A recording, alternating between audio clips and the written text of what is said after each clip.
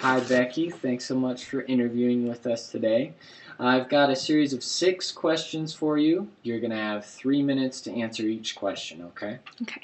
All right. First question. When teaching writing, how do you approach giving students feedback on their writing? I definitely like to do it in a timely manner, that's for sure. I'm big on expectations, so if I expect them to turn it in when I need them to turn it in, then they should expect getting it back in a timely manner as well. I like to think of it as if I have the students turn in a big essay on Monday, then they should be getting it back Friday at the latest, so they don't have to worry over a weekend about what their grade might be or what they're worried about. So it will be graded and put in the grade book by that Friday. I also like to I like to grade specific things at a time. I was in a high school 9th grade class for student teaching, and we started off the beginning of the year, the first essay. We graded absolutely everything that could be wrong with it. We marked everything. Their papers were covered, and it made them look like they couldn't write, that not one piece of their writing was correct because there was grammar wrong here and punctuation wrong here, and sentence structure was all messed up in the center. And so that might be important at the very end after they've worked up and built up what they've been doing, but definitely not for the beginning. I like to start off kind of with what the standards say it really has to be taught in this grade. So if it's 9th grade, we're going to start off reviewing what we did for punctuation, and that's what I'm going to grade for. And I'll let them know, this next paper I'm really going to be a stickler about grammar, but I don't think I'll mark everything wrong until I feel like they're ready to take that kind of criticism. Okay. And the next question is, how do you incorporate reading strategies and writing instruction? Use a specific example from your teaching. Reading and writing together. Well, in 9th grade, we do To Kill a Mockingbird. At least that's what I did. Now, to have them work both reading together and writing together in To Kill a Mockingbird, I realized that To Kill a Mockingbird isn't a favorite. I mean, I was in 9th grade and I read it, and I didn't even like it then. I do like it now. Rereading it has a lot to say, but I definitely want the kids to be interested in what they're reading and what they're writing to make sure that they're getting something out of it instead of just writing it just for that moment and then forgetting it when it's done. So I like to do, for that book, I like to do research, 1930s research, what's going on there. Prohibition was important. Everything was scandalous at that time. It makes them a little more interested in reading a book where they don't relate maybe to a 6-year-old or a 12-year-old boy because they're too old for that. And I like them to do that sort of research, so then when we do start reading, I'll read out loud to them and they can remember what they did their research on, so they're getting into the reading. They have voices and accents from when I'm reading out loud to them. And then when we get into the writing, I like to have them take the personality of one of the characters and write from their point of view. So maybe they choose Scout and I give them a problem from the 1930s, and they're using what they've learned about Scout and the 1930s and writing on how she would respond to that sort of problem if she went through it. If it was something that had to do with conflict, she doesn't deal with conflict well, so I need to see that in the writing. And so it connects what they've read, and they have to go back and figure out what they've been reading and how she would react, and then show me how they did it in their writing. And that's really what I like to do. Okay. How do you use data to drive instruction and meet the needs of your students? I had 9th grade, so those are the connections that I'm making. I like to look at their earlier summative and formative assessments that they took. I find formative ones generally to be more helpful. Sometimes kids just learn one thing and then try and forget it. And then when it comes to a summative test, you see on the results where they've forgotten what they had learned before. Informative, they're kind of scattered in the center. But I like to go back and look through that to see where the students really excelled and where I need to, work on what I've been teaching to come up and meet their needs.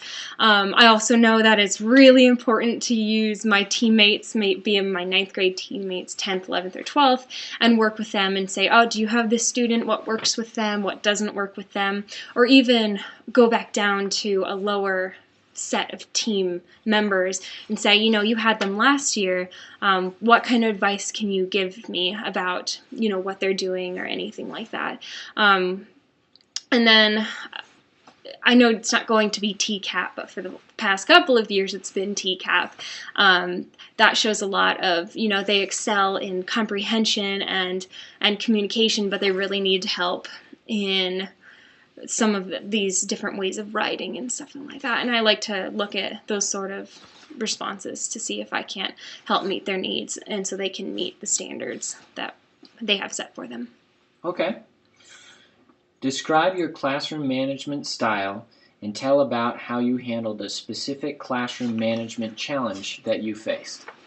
I definitely like this question. I realize that I look very young because I am young and I look like my students. And I also know that my students realize that I look like them. So if I don't start off with strict expectations with my limits, that I'm going to have a hard time reeling them back in when it does come to a time where I need them to stay on task and working. So I do start off with these strict expectations. I like to lead with kindness. I want to show them respect, but I also want to see that this is a place for teaching and learning, and we work together teaching and learning, so that when you come into my classroom, we leave things at the door and we start working.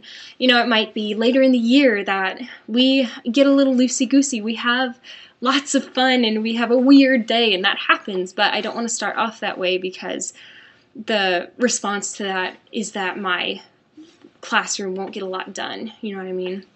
So I actually had that happen in my student teaching experience.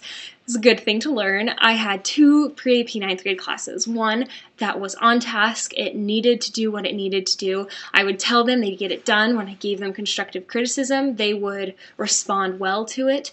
And I didn't really have to, we could have lots of fun, and I didn't have to do anything to keep them on task because they were driven and ready to work.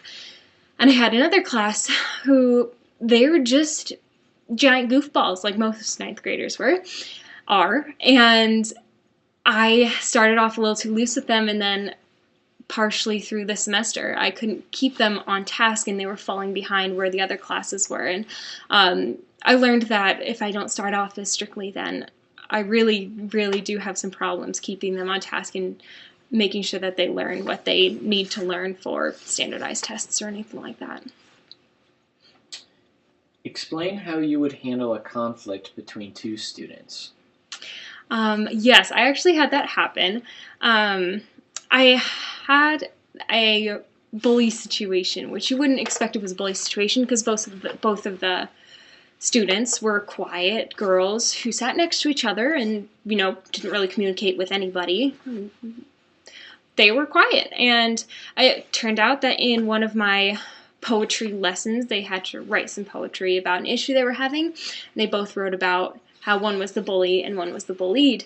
Now, something like that is really, really fragile. Can really affect a student's demeanor. And so I brought in a counselor for that because that's something that's really touchy, and I want to make sure that it's a win-win situation for both students, that we don't hurt one and praise the other, or vice versa. I want to make sure that it's win-win. So I like to bring in a third person party.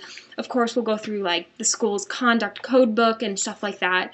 It's important to follow what the school's procedures are. But I definitely like to bring in that third person so that there are multiple people in there that can be trusted, instead of just me and them. And I did have a conflict where it was the students were cheating together and it was conflicting with my expectations, which was really not something I was okay with. So it was first offense. Good students, they just didn't have time to get the homework done.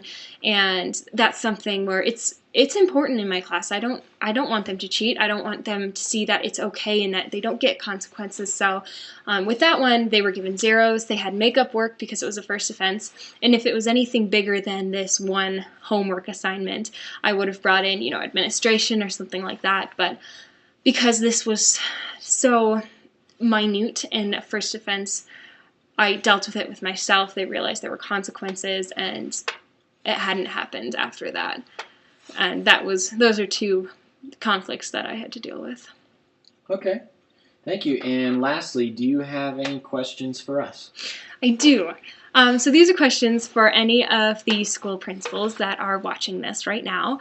I have a couple of questions. The first one is, how often do we get to work together in PLC environments or environments where not only do we get to work with our teammates, our ninth grade English teammates or something like that, but all of the school, all of the classes our freshmen have together?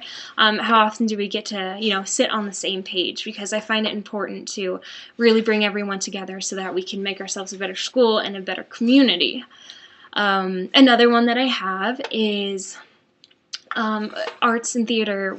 They were very important to me when I was in high school. That's really what got me through, as well as sports. I played volleyball when I was in high school as well, and these things are really important to me. So I was wondering how we would deal with students who are excelling in theater, or they're excelling in band, art, or music, or some sport, but they're not doing as well in class, and what kind of consequence or strategy would we deal with to keep them on track but not break them down from something that they're clearly excelling in? Like, what would we do to help them in both areas? I'll stick with 2 questions because I know this is a long video, but I wanted to say thank you very much for watching my video and watching my mock interview, and that the rest of this website has my information and stuff like that. So I'm looking forward to your response, and I hope that you got to know a little bit about me, and my email's on here, so I hope that we get to talk again. So thank you again.